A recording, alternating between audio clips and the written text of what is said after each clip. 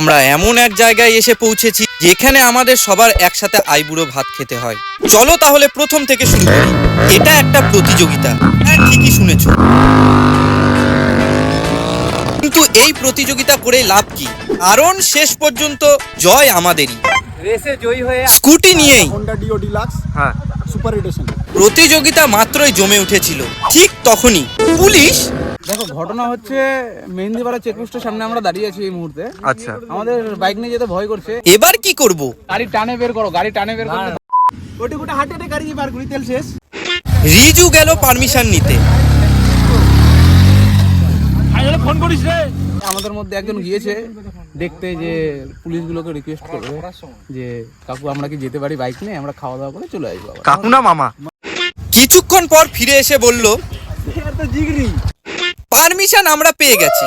আমাদের deal final হয়ে গেল, আমরা এবার বর্ডার ক্রস করছি। এখন এই বর্ডারটা পার করলেই শুরু হবে আসল খেলা। এই খেলা দেখতে হলে দেখতেই হবে ভিডিওর দ্বিতীয় অংশ। আর হ্যাঁ, এই ভিডিওটা হলো প্রথম অংশ।